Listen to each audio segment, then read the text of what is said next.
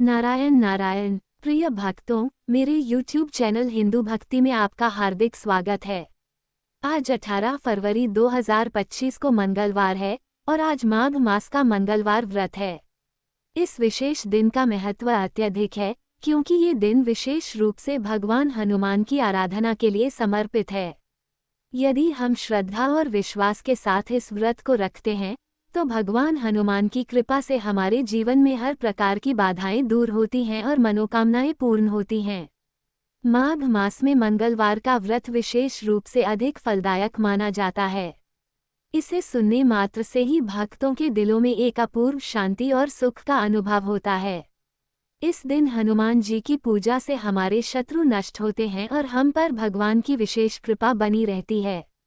आइए इस पावन दिन पर हम सभी एकजुट होकर भगवान हनुमान की आराधना करें और उनके आशीर्वाद से अपने जीवन को सकारात्मक दिशा की ओर अग्रसर करें। तो अब हम सुनते हैं माघ मास के मंगलवार व्रत की कथा, जो न केवल हमारे जीवन को मार्गदर्शन देती है बल्कि हमारे मन की सारी उलझनों को भी सुलझा देती है। मंगलवार व्रत की कथा इस प्रकार से है। प्राचीन समय में ऋषिगण में केशवदत्त ब्राह्मण अपनी पत्नी अंजलि के साथ रहता था। केशवदत्त को धन संपत्ति की कोई कमी नहीं थी। सभी लोग केशवदत्त का सम्मान करते थे, लेकिन कोई संतान नहीं होने के कारण केशवदत्त बहुत चिंतित रहा करता था।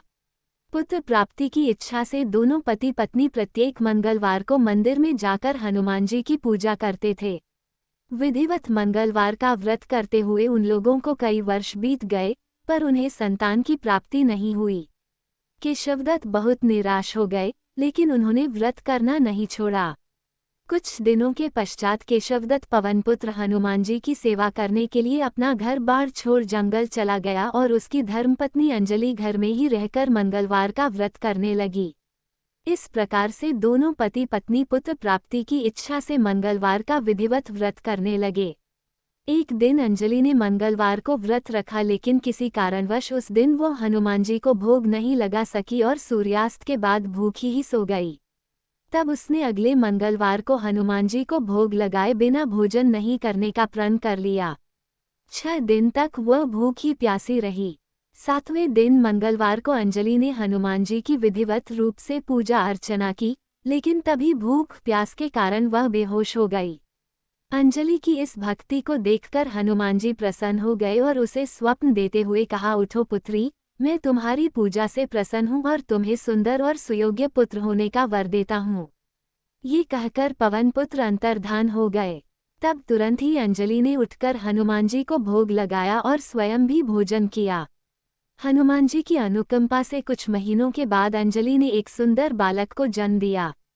मंगलवार को जन्म लेने के कारण उस बच्चे का नाम मंगल प्रसाद रखा गया। कुछ दिनों के बाद केशवदत्त भी घर लौट आया। उसने मंगल को देखा तो अंजलि से पूछा, ये सुंदर बच्चा किसका है? अंजलि ने खुश होते हुए हनुमान जी के दर्शन देने और पुत्र प्राप्त होने का वरदान देने की सारी कथा सुना दी, लेकिन केशवदत्त को उसकी बातों पर विश्वास नहीं हुआ। उसके मन में ये कलुषित विचार आ गया कि अंजलि ने उसके साथ विश्वासघात किया है और अपने पापों को छिपाने के लिए झूठ बोल रही है। केशवदत्त ने उस बच्चे को मार डालने की योजना बनाई। एक दिन केशवदत्त स्नान करने के लिए कुएं पर गया, मंगल भी उसके साथ था।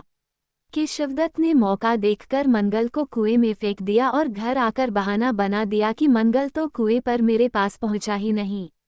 केशवदत्त के इतने कहने के ठीक बाद मंगल दौड़ता हुआ घर लौट आया। केशवदत्त मंगल को देखकर बुरी तरह हैरान हो उठा। उसी रात हनुमान जी ने केशवदत्त को स्वप्न में दर्शन देते हुए कहा, तुम दोनों के मंगलवार के व्रत करने से प्रसन्न होकर पुत्रजन का वर मैंने प्रदान किया था, फिर तुम अपनी पत्नी को उल्टा क्यों समझते हो? उसी समय केशवदत्त ने अंजलि को जगाकर उससे क्षमा मांगते हुए स्वप्न में हनुमान जी के दर्शन देने की सारी कहानी सुनाई। केशवदत्त ने अपने बेटे को हृदय से लगाकर बहुत प्यार किया। उस दिन के बाद सभी आनंदपूर्वक रहने लगे। मंगलवार का विधिवत व्रत करने से केशवदत्त और उनके परिवार के सभी कष्ट दूर हो गए। इस तरह जो स्त्री पुरुष विधिवत रूप से मंगलवार के दिन व्रत रखते हैं, और व्रत कथा सुनते हैं, अंजनी पुत्र हनुमान जी उनके सभी कष्टों को दूर करते हुए उनके घर में धन संपत्ति का भंडार भर देते हैं और शरीर के सभी रक्त विकार के रोग भी नष्ट हो जाते हैं। यह उम्मीद करते हैं कि हमारे द्वारा दी गई जानकारी आपको उपयोगी और पसंद आई होगी। यदि आपको ये जानकारी अच्छी लगी हो तो कृपया हमारे चैनल को सब्सक्राइब, लाइक और शेयर जरूर करें। व्रत कथा और धार्मिक जानकारी के लिए हमारे YouTube चैनल हिंदू भक्ति के साथ जुड़े रहें। हम हमेशा नई और रोचक जानकारी लाते रहेंगे।